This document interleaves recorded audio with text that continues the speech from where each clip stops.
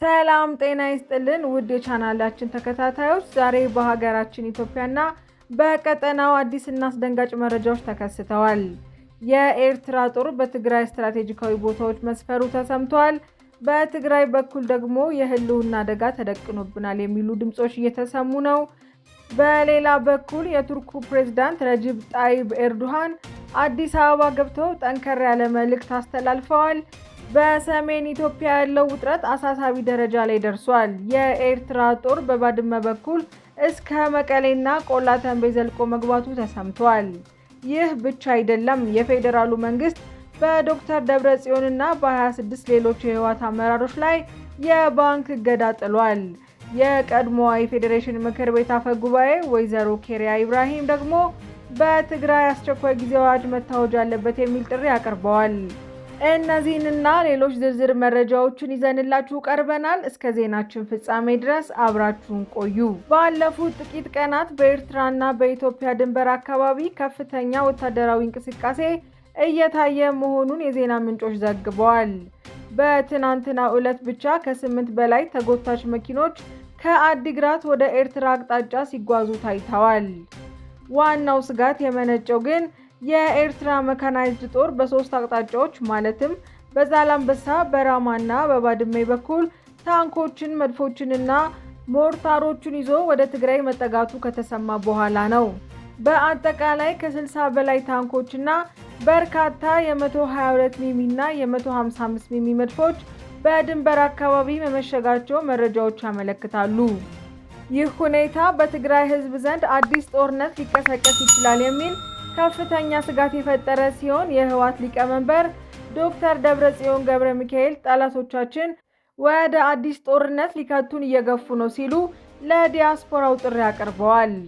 የኤርትራ ጦር እንቅስቃሴና የጦርነት ስጋቱ ከፍተኛ ትኩረት የሳበው መረጃ ክሪቲካል ትሪ የተሰኘው ዓለም አቀፍ ተቋም ባወጣው ሪፖርት መሰረት የኤርትራ ጦር ከጥር 26 ቀን 2026 ጀምሮ ወደ ኢትዮጵያ ድንበር በስፋት እየተንቀሳቀሰ ይገኛል። የኤርትራ ወታደሮች በባድመ በኩል እስከ ትግራይ ዋና ከተማ መቀሌ ድረስ ዘልቀው መግባታቸው ተረጋግጧል። በተጨማሪም በስትራቴጂካዊ ጠቀሜታ የሚታወቀው ቆላ ተንቤ አብይ አዲ ከተማ የኤርትራ ሰራዊት በክፍለ ጦር ደረጃ መግባቱን አዩዘ ሀበሻ የተባለ ምንጭ ከበርካታ ምንጮች ማረጋገጡን ገልጿል። ይህ ማለት የኤርትራ ጦር የትግራይን የውስጥ ክፍል በመቆጣጠር ላይ ነው ማለት ነው።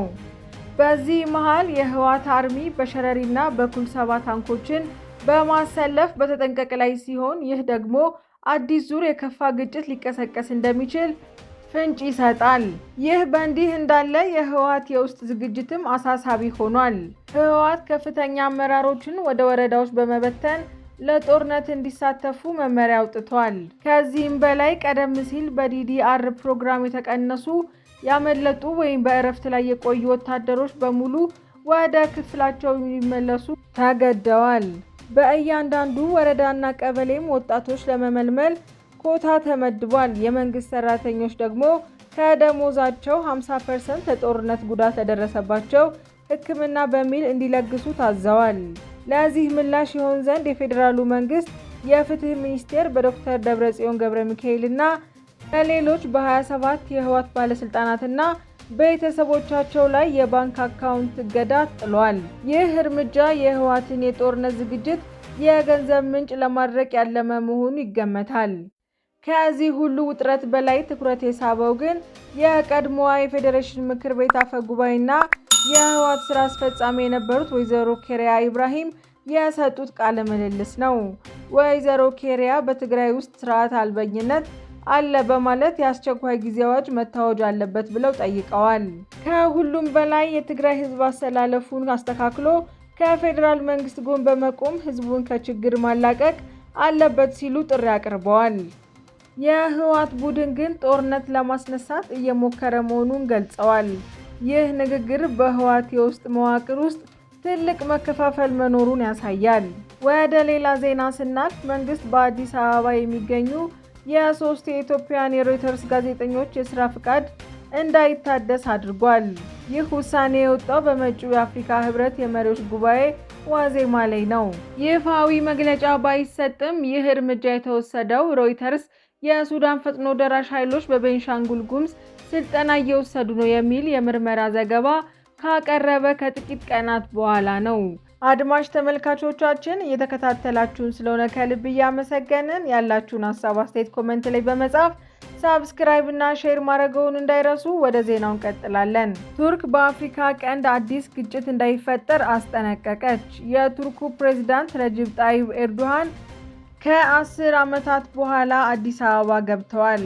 ፕሬዝዳንቱ ከጠቅላይ ሚኒስትር ዶክተር አብይ አህመድ ጋር በሰጡት ጋዜጣዊ መግለጫ ቱርክ በአፍሪካ ቀንድ አዲስ ህመም መጨመር እንደማይገባ ያምናሉ ብለዋል። በተለይ የኢትዮጵያን ግዛት አንድነት፣ ሉዓላዊነት እንደምትደግፍ የገለጹት ፕሬዝዳንቱ ቀጠናው የውጭ ኃይሎች መፋለሚያ ሜዳ መሆን የለበትም ሲሉ አሳስበዋል። ይህ ጉብኝት በኢትዮጵያና በኤርትራ መካከል ያለው ውጥረት በበረታበት ወቅት መደረጉ ትልቅ ፖለቲካዊ ትርጉም ይሰጠዋል። ወደ ሌሎች ዜናዎች ስናመራ የኮምቦልቻ ከተማ ፖሊስ ባደረገው ድንገተኛ ፍተሻ በአዲስ ዓለም ሰፈር ውስጥ የሚገኝ አንድ መኖሪያ ቤት የሐሰተኛ ማር ፋብሪካ አግኝቷል። ግለሰቡ ጀሶና ስኳር በመቀላቀል ለገበያ ሲያቀርብ እጅ ከፍንጅ ተይዟል። ጀሶ ለክብደትና ማሩ እንዲረጋጋ ተብሎ የሚጨመር ሲሆን ይህ ድብልቅ ለኩላሊት፣ ለጨጓራ፣ ለካንሰር እጅግ አደገኛ እንደሆነ የጤና ባለሙያዎች አስጠንቅቀዋል። ህብረተሰቡ በየመንገዱ የሚዞሩ ነጋዴዎች እንዲጠነቀቅ ፖሊስ ጥሪ አቅርቧል። በሐሰተኛ የትምህርት ማስረጃ ላይ ጠንከር ያለ እርምጃ ሊወሰድ ነው። የኢትዮጵያ የትምህርት ስልጠና ባለስልጣን በሁሉም የመንግስት ዩኒቨርሲቲዎች ሰራተኞች ላይ የትምህርት ማስረጃ ማረጋገጫ የግድ መሆኑን አሳስቧል። በተለይ ከግልና ከውጭ ሀገር የተማሩ ሰራተኞች ማስረጃቸው ካልተረጋገጠ የደረጃ እድገት ጥቅማጥቅሞች እንደማያገኙ ተገልጿል።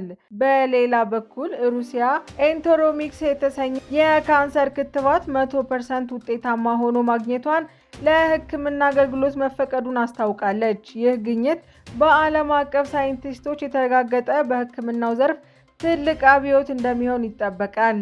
ኢትዮ ቴሌኮም እና ሳፋሪኮም በአገልግሎታቸው ላይ ከ15% በላይ የሚሆን የዋጋ ጭማሪ አድርገዋል። ለምሳሌ ያህል ቀደም ሲል 1800 ብር የነበረው ወርሃዊ ያልተገደበ ኢንተርኔት ጥቅል አሁን ላይ ወደ 2000 ብር ከፍ ብሏል።